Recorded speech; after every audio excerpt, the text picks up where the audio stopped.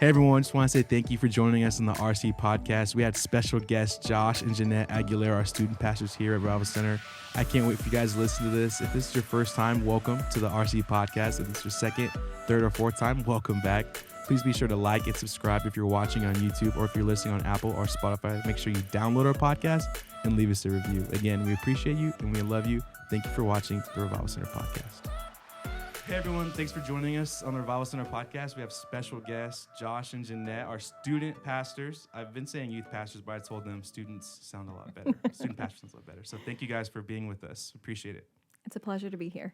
Thank you. Yeah. So I asked Josh, I think I texted you like Saturday or Friday, kind of like an off day. And you said you were going to ask Jeanette, but you were totally interested. So I appreciate it. Again, I know how hard it is to be on camera and talking about real things. So I just want to get right into it. I wanted to ask, how was it going, from an active volunteer and leader to actually being the student pastors of the youth group? So I'll let Jeanette start this one, and then I'll do my side. Okay. For me, I was involved in the youth group longer than, of course, a leadership role. Mm-hmm. But I never, I always helped our previous pastor, Pastor Jonathan Quinones, and I didn't need a title. It's just like whatever he needed. Yeah. I think it was a lot harder for me because I was so focused on my career and outside jobs. So it wasn't a full-time commitment. So like if I couldn't be there, I just would let him know. Or sometimes I was a terrible volunteer and wouldn't let him know. And so I was having to be there and, volunteering to now like, wow, I have to help my husband lead it was such a difficult transition that it took me some time. Yeah. To grow into that role. Yeah. And I know for me, like I've been serving. We just went through this, did the math. 15 years. Wow. 15 years doing youth ministry here at Revival Center. I started when I was about 15 years old, leading worship there, serving on the leadership team and everything. And then 18 years old, officially, became, Pastor John, his kind of like helper, helping in the youth praise team, helping in Signs for the Times, helping in, which was a signing team back then, helping in anything and everything he needed. So just kind of being on that side of things has been pretty cool. But as the years progress, getting there to becoming a youth pastor, suddenly you go from, I can, just take a Friday off, Pastor John, you got this, kind of thing. Sorry, Pastor John, but that's how it went. And then, suddenly, boom, you're youth pastor, and now it's like, well, what do you mean? You can't like just take a Friday off anymore. Now you have to be there, and you have to, make sure that there's someone there if you, you can't be there or something. So it was different in that, and feeling the weight and the responsibility was pretty hefty. The first, I believe it was like the first couple of months, suddenly it hit like, oh, wow, I'm the youth pastor now, and it's real. I got these students' souls that I'm accountable to. And so I just remember I was thinking like it was a couple of months after Pastor had us pray, or the church pray over us, and I was just like, okay, this is it. We're doing this now, and here we go. Yeah. I was actually going to add that was like one of the biggest differences from being a volunteer or helper to actually being the leader is the weight of their souls, like knowing that we're going to be accountable for them. Yeah. It's like, wow, like that was such a huge weight that a lot of people, if they're not in that role, can't really help with that burden, or shoulder that weight. Unfortunately, it's just it's a difficult, so different than just being a volunteer. It's a huge weight of responsibility. Yeah, that speaks to you guys too, because you guys take it very seriously. So, right. Yes. And in the beginning of taking over the youth group, what were some of the I guess, the main challenges. I know we talked about it a little bit off camera, but what were some of the main challenges you faced? And all right, now we're here. We have all this experience, but we're really not proven as youth pastors, student pastors. So what were some of those things you faced in the beginning? You want to start? You can go ahead and start. I'll start this Yes. one. So one of the challenges was from the very beginning, people questioned, our experience with students. And I know there were some that questioned us because we didn't have any kids. So they were like, you don't have kids. How can you, help Take care of my kids, But I've been a teacher for 7 years now. And Jeanette has been working in the school system, Quite 7 a years? bit. No, well, at that time, I was working with junior high kids for about 5 years. Yeah. And so we came in, with, all that knowledge coming in. Plus, we have all that time, to be with the students. We're not taking care of our own. We're, our minds are on the students here. So that was just something that we faced at the beginning. That was one of the challenges. And I know you were going to talk about one of them too. I was. So one of the challenges was that it definitely became a very lonely road. And it's not something that we would have expected. So, relationships just, with the whole ministry and us taking over, we put our all in. So, our friends, and they understood that we had a new responsibility. So we really didn't connect with a lot of people our age, just because anytime we're in church or we're with friends, like we're focusing on the youth, we're at church, the students, yes. Here we're at church, and you'll always see us majority of the time with the students. And Josh is really good about playing pitching games with them. So he's always on the phone playing against them, trying to beat them. But they're so good. So he needs more practice. I feel like a lot of the times I see you guys at church, you're like 99.9% surrounded by your group. And I think that's so awesome. It speaks to you guys as leaders that you really are. You do care, and you're super invested in their lives, and not just spiritually, but you guys have that academic background of being able, I'm sure you guys had talks with your kids about your youth group about how you're doing in school, if you need any help, those types of things. So you're not only pairing knowledge of helping students in the spiritual aspect, but kids in the real world, you have that type of knowledge and background as well. Right. And we're also helping parents to kind of navigate the academic world too. Right now, especially. Yeah, Yes. exactly. Yes. So Zoom University. yeah. Yes, Yeah. and we really do. We care about the overall health and not just the spiritual side, but also academics. We want to make sure that they're doing really well academically and learning as much as possible so they can have a bright future. Right. So when you start, with the group like that, what was your main objective going into it? And I know an example I had stated was, about changing the culture, or what are some other things you guys wanted to do right from the get-go with your group? So that one, that's been something that we've kind of been debating even within ourselves for these last 4 years. We've been talking about this. What's the point of a youth group? What's the goal? What's the goal of it? Like, what are we here for? Are we here to just make friendships? Are we here to babysit the kids? Are we here to, just give them some pizza and pat them on the head and just send them on their way? Or what is it that is our main objective with these kids? And so we kind of sat down with this with our leadership team as well, and we've talked this through. And, it goes back to that principle of, the cross. We're connecting them horizontally with each other, with the church body itself, and we're ultimately reaching up to God. And if there's any change in culture, if we can say that within the youth group, it was that we're now focusing more on our younger ones and our high school students. We did the separation from hyphens and the rest of, our students. Yeah. So that was kind of a challenge for us too. Yes. If we can go back to even to that previous question, separating our hyphens from the junior high and high school students was a tough time for our youth group. I know one of the challenges with that is because most of your volunteers for your services were hyphen. Yeah. So you guys had to kind of grow a team from what you had.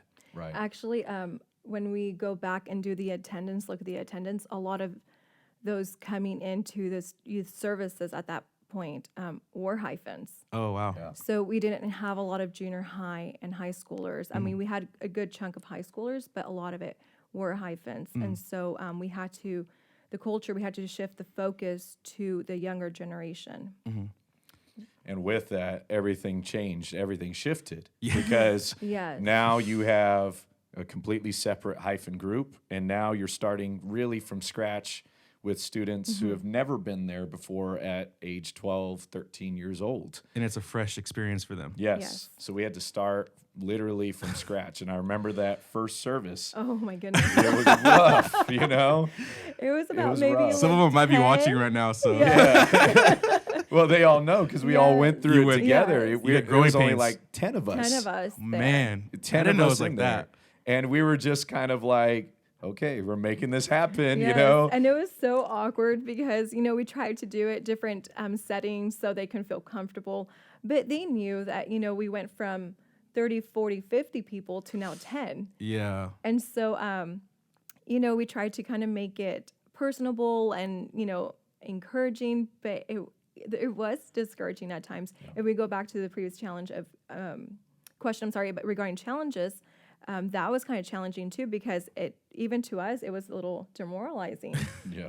I bet because especially the younger kids like that, they don't feel as much liberty to worship or praise. Right. And so sometimes it feels like you guys are just there by yourselves, even though Yes. there's kids around you. Right. And that goes even, with the idea of, development with our kids or with kids in general.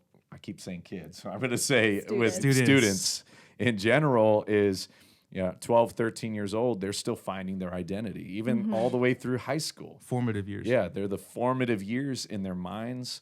And so it's not until they turn 18, 19, 20 that it's finally solidifying what their identity is. Yeah. And so you have, these students coming in that don't know, they don't know who they are yet.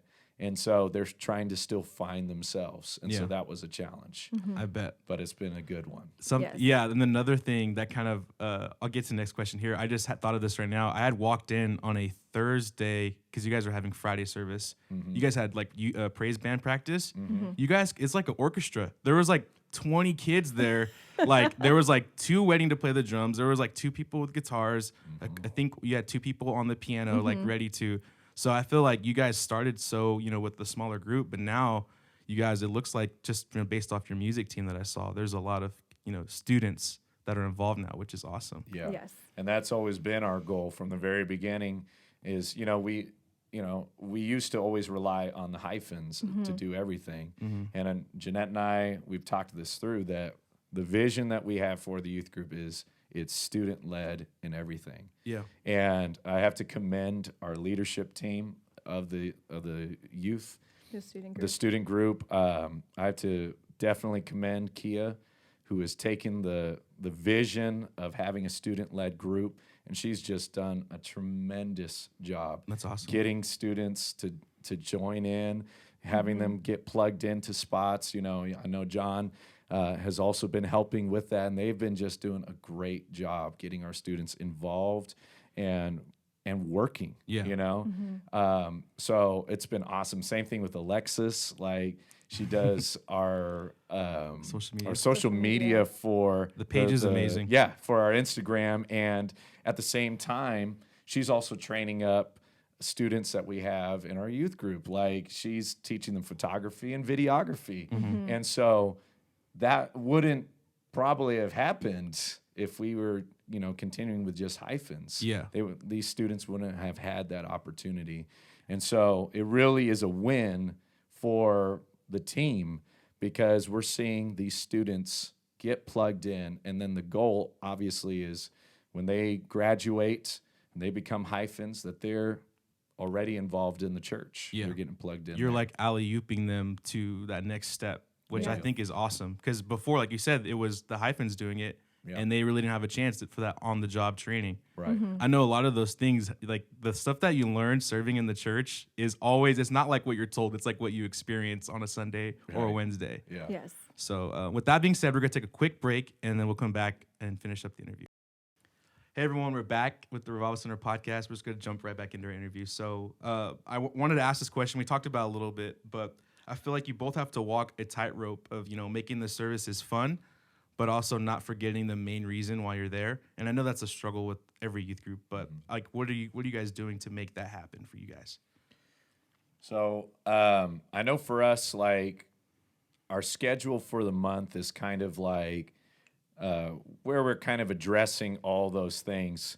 So we have, like, for instance, we'll have a service, we'll have an activity. Usually we'll go out of town for some sort of rally or something. We'll also have a day we call Shabbat. So it's like a Friday that we have off to take a break. So they're learning, how to take a break, from, always constantly being on the go. Yeah. They have a chance to spend time with family and everything. That's important. And it really is. And this, after the pandemic and everything, I really feel like, Jeanette and I have talked about it, that having a time to be able to spend time with family is huge now. So that's kind of like our breakdown of the schedule. Now, for services wise, it's kind of difficult to, kind of like get them all the time, Yeah. Adding things in that are specifically just for Generation Z is just, it's hard to do because, they're very,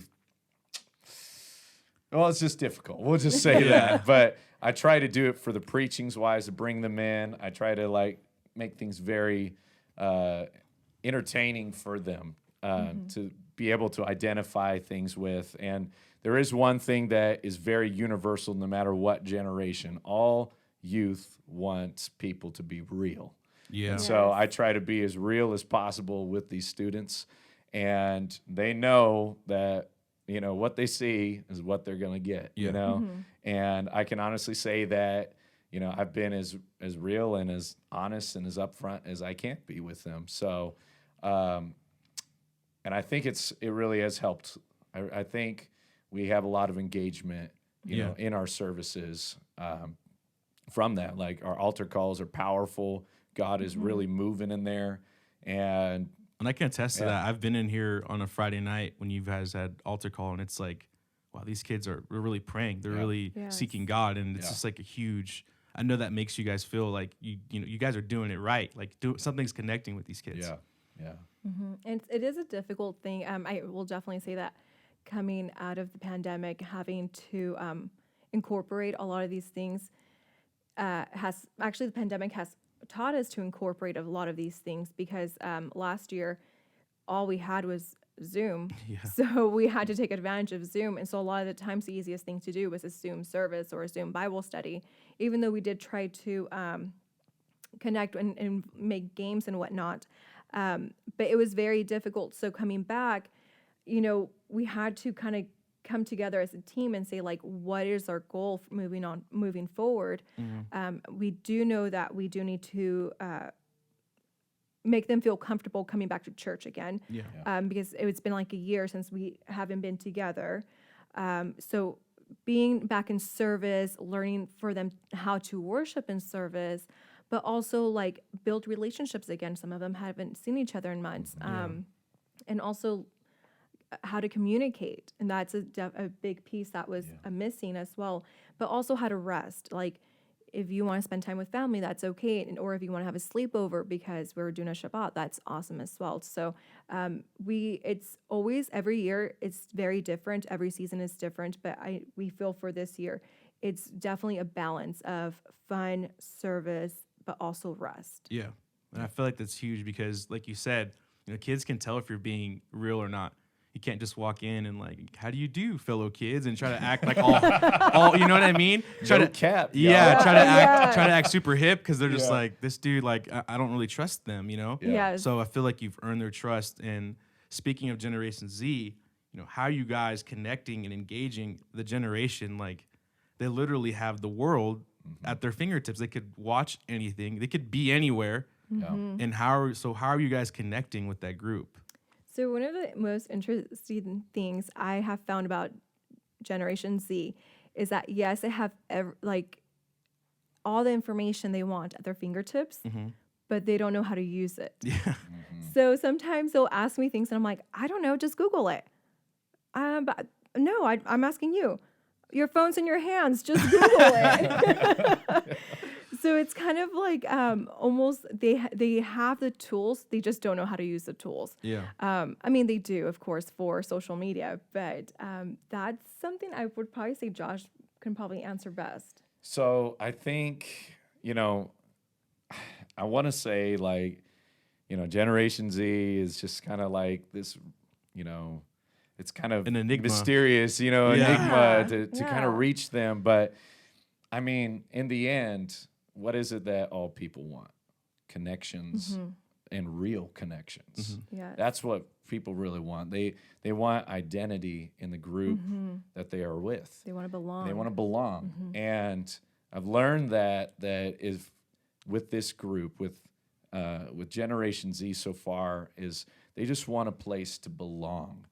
And now, we can go all day on social media and say we can talk about that, but honestly, seeing how Generation Z uses social media, it's different than how millennials use it. It's different how anybody else uses it. It's definitely, I want to say, it's very entertainment based. Yeah. As much as we want to say, Yes. we're reaching people through, reaching Generation Z through Instagram. Man, these kids sometimes all they're doing is just scrolling through. They'll see a post and they'll just, oh, that's cool, and skip it on or skip on. And what it comes down to is the connections that you make in real life. Yes. That's what matters with them. And there's times when they're going to be typical teenagers and they're just not going to, want to see you, want to talk to you, like they're going to avoid you, but you still, just say, hey, what's up? Good to see you. Yeah. And I know you're in a mood right now, so we're just going to move on, Yeah. But I'm here whenever you're ready, Yeah. kind of thing. And as long as they know that you're there for them and you're praying for them, Yes. and you're real with them, Yeah. that's how you can reach them. And I guess you could say that that's something just in general for whatever generation. Yeah. We all want connection. We all want to feel Yes. like we belong somewhere. And that's definitely what is deeply seated inside of this generation. Yeah. They are very loving. They are very accepting on some places, of course. But at the same time, when they are motivated, they are unstoppable in reaching people because they're not afraid to just talk to people. They're not afraid to give opinions out. Yeah. They're not afraid of that. And they're hearing it from all of their peers. But when our Generation Z becomes apostolic, they will be absolutely unstoppable when they take the identity on for themselves. Yeah. They are God-fearing, Yes. apostolics, truth-believing people. They will change the world. Yeah. They know how to reach people better than anybody else, I would That's say. very true. Yeah. They're very engaging as Yeah. far as, face-to-face, like talking like that. And I totally agree with you guys. Everyone wants to sense, because I feel like we overcomplicate it, right? Gen Z, oh my gosh, Yeah. And there is a little bit of merit to that. But I also feel like what you guys said is, they just want connection. They just want They to feel really like do. they belong, that you love them.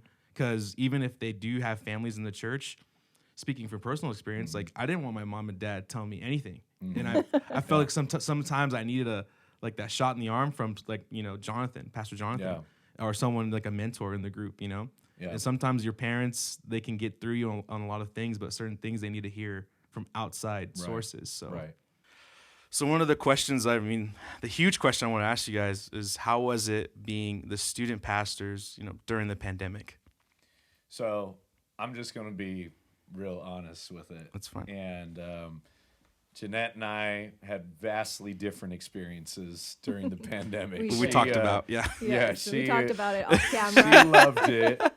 She loved the pandemic. She well, first she didn't, but then she grew to love it. I started off like, oh, this is great. I feel like a lot of us are You like know? that. Yeah. Oh, it's like a vacation, And 2 weeks off, let's do it. Yeah, 2 weeks off, and then boom, we're gonna hit the ground running. And Jeanette was like, "Nope, it's not gonna be 2 weeks. Yeah. It's not gonna be 4 weeks. It's gonna be for a while." And I was like, "No, we'll be fine."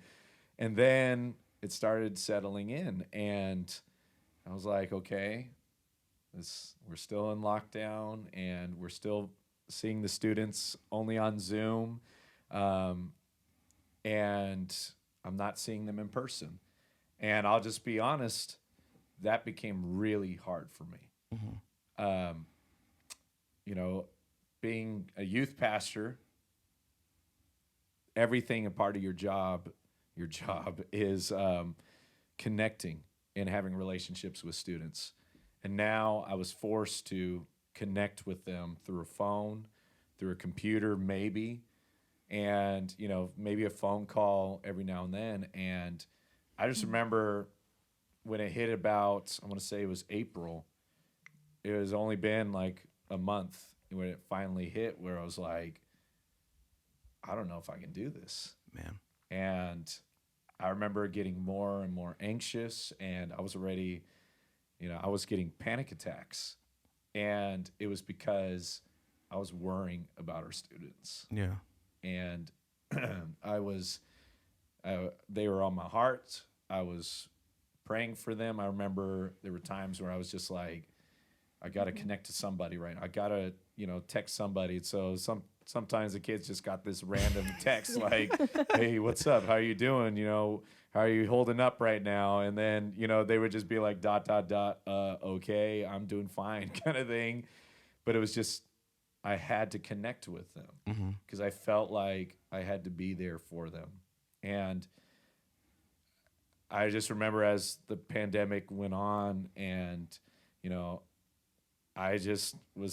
I would get better, I was doing great. There was times I got to see them in person. Our church opened up in the summertime, and it was great. And then as the year progressed, we shut back down, and I couldn't see the students. And then I got sick with COVID in December, and the way that it took on, like it affected my body, was it went after, like, I guess my brain. I don't know how to put it. Yeah. I got anxiety attacks and everything, and it got really intense to the point where, I had full blown panic attack that left me in the ER.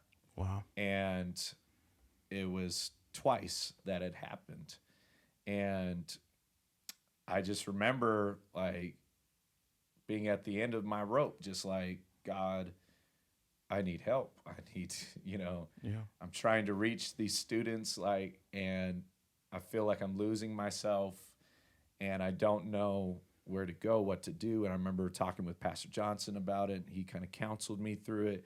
And Pastor Jonathan Quinones, he gave me a place to go to for counseling and therapy. And I went, and, it was a hard time coming out of this for me. Yeah. And I can say, since then, now, like, being able to be with our students and reaching them and connecting with them, like, I can see things in a whole different way, be able to reach them in a way that, some of them have been dealing with depression and anxiety, where it's like, hey, I was there. Now I can help you through this. Yeah. And as they're coming out of the pandemic, as we're all coming out together, now we're all getting stronger together. Our connections are binding us up stronger and better. And so coming out of all of this has been tough, but I believe the best is yet to come. That this has all been in God's purpose, and that the best days of the church are not behind us. They're not behind, pre-COVID. They are before us now, post-COVID. And we are going to see revival in our youth group, in our church, and around the world. That's awesome. I appreciate your transparency, and I know how hard it is to be open like this in a setting like this, so I appreciate it. And I mean, you've listened to my podcast. I've been there. I definitely know what it feels like. So, you're not alone in that. Definitely not alone in that. And like you said, you've used that for the better of your group with your students. So that's amazing. And, as we end here, I definitely wanted to end our podcast with the wins. The last 4 years, you guys have been the student pastors. What are some of the wins that you've experienced with your group? I'll let you start. So some of the wins, one of the things Josh and I talked about was what's our goal for the student group? What do we want to see them after they move on to their next ministry, which would be Hyphen and the main church? What do we want to see them do? And one of the questions we constantly ask the youth group is, what do you want to do for the kingdom of God? And that's something we started asking as soon as we became youth pastors. I was listening to a podcast, and they said they are constantly bombarded with the worldly perspective of what do you want to do as a career, but never on the spiritual aspect of what do you want to do for the kingdom of God? Like, what does God want you to do? So that's one of the things we do. So some of the wins is right off the bat when we get a lot of junior high schoolers. We have a large group. They tend to be bigger than the high school group. That's awesome. Yeah. And we've been able to focus so much on them now since we did the split between the hyphens and the students. And even though that was a challenge in the beginning, it has been a blessing these past few years because we've been able to put our focus in those two groups instead of being spread thin between a wide age group. And as young as 11, 12, 13 years old, we're asking them, what do you want to do for the kingdom of God? Wow. What does God want you to do? Do you want to be a missionary? Do you want to be a worship leader? Do you want to be a musician? And we start plugging them in those ministries or try to get them plugged in. I know sometimes it can be very, very shy and very timid at that age. But the great thing is that we have such great leaders like Sister Kia. She's so awesome with timid students and young students. She just goes up to them saying like, hey, you're going to be part of the praise team. Yeah. You're going to get plugged in. Yeah. So she has that great personality to reach those timid students. So getting them plugged in from a very young age has been such a win because then we can see them blossom, once they go into high school. And 4 years now. So we definitely have seen an age group starting from freshman to high school. And we have been seeing some students, blossom. And now they're becoming leaders. And one of the wins I definitely want to hit on is that the student group can be like a mobile church. We have a multi-purpose room that we call the chapel, and everyone uses it. Yes. So every ministry uses the room. Yep. So on Fridays, we have a group that gets here like at 5:30. They're vacuuming the chapel. They're putting out the wires, setting up the lights, the speakers, the chairs. That's awesome, though. So they're literally learning how to set up a church from the ground up. And then after service, they learn to put it back away. So the musicians are setting up the drums, the piano, setting up their instruments, and the singers are setting up their wires, hooking up their mics, making sure it's working. So that's been such a win and we let them know this experience that you're learning at a very young age, it can be used for the kingdom of God, whether it be a church plant on a missions field. So we can see right now, I know 4 years, it's such a short time, but we can see already that there's students who are learning and growing, and we can definitely see that God's going to use that in their future. Amen. That's awesome. Yeah. Do you have anything to add with that? Ditto. Just kidding. No, the students are doing an amazing job. Just as Jeanette has said, that they are blossoming. The goal is always to connect our youth group that sometimes feels like an island, to connect it to the church. And, I feel like we are building that bridge from this island to the main church to now these students are able to grow and then get involved in the main church. And we're seeing that with our hyphens now, the students who have graduated and became hyphens and are now involved in the church, like in greeting and music. Every aspect. Yeah, in every aspect. Media, singing. And they're involved. Mm-hmm. And that's the goal, is to make sure that their relationship with God and the relationship with the church is still strong even after they graduate from the youth group. Yeah. So I do want to add a little tidbit. I think this is like a proud moment, and so I just want to share this with everyone. So a few years back, we were raising money to buy a piano, or the keyboard, right? Yeah. So we were fundraising. We had some people help us fundraise. We were like selling snow cones, and then we would take the offering that everyone would bring in, and we would let them know, like, you know, bring in your offering, bring your Bible, a notebook, every service. And whatever you give in the offering, it goes back into the student group. Yeah. Like, we don't keep it. You know, we're volunteers. Like, really. Yeah. Doesn't go to our Chipotle dinner or something like that. So we're like, it goes back to the youth group. So we were able to purchase a keyboard, a really nice keyboard. That's awesome. We've been able to purchase drum sets. We have purchased a soundboard. Speakers, which we stole during the lights. pandemic. We won't talk about that now, but But it's so neat. Just like that's so cool. It's helped. Like, I think the students are taking ownership that, you know, it's because of their giving that we're able to provide these things and, you know, get better equipment. So when they're setting up and they're setting up the equipment that they purchased by their giving or their hard work. It's like they're taking ownership. Like, this is my youth group. Yeah.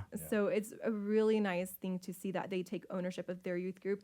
And we're praying and hoping that they'll take it to this main church and say, like, this is my church. And a lot of the students that have carried over, I do believe they feel that way.